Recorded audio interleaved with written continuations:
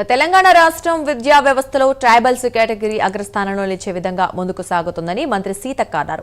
ఆకస్మిక తనిఖీల్లో భాగంగా హనుమకొండ బాలసముద్రంలోని ట్రైబల్స్ వెల్ఫేర్ స్టడీ సెంటర్ను సందర్శించారు.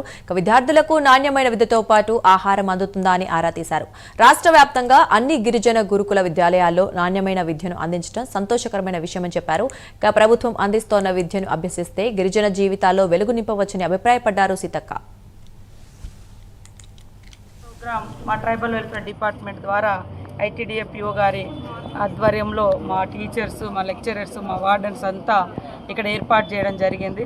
ట్రైబల్ పిల్లలు ఇంటరు, డిగ్రీ వరకు వచ్చి ఎటు పోవాలో కూడా అర్థం కాక చాలామంది ఇంటికాడ ఉండిపోతున్నారు.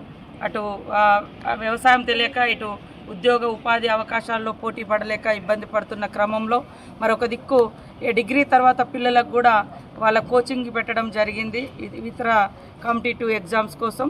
అదేవిధంగా స్టెమ్ 60 అనేటువంటి ప్రోగ్రామ్, అంటే మెడికల్లో, బీటెక్లో పిల్లలకు ట్రైనింగ్ ఇచ్చి మరి వాళ్ళకు సబ్జెక్ట్ నేర్పించి బయటికి ఎక్కడో కోచింగ్ సెంటర్లో పంపకుండా మా ఐటీడీఏ ట్రైబల్ వెల్ఫేర్ ఆధ్వర్యంలోనే వాళ్లకు ట్రైనింగ్ ఇచ్చి, కోచింగ్ ఇచ్చి, సబ్జెక్టును సంపూర్ణంగా అర్థం చేయించి మరి కాంపిటేటివ్ ఎగ్జామ్స్ కోసము నీట్ కానీ, జేఈ కానీ మరి ఇతర ఎగ్జామ్స్ కోసం వీళ్ళని ఇక్కడ ప్రిపేర్ చేస్తూ ఉన్నారు.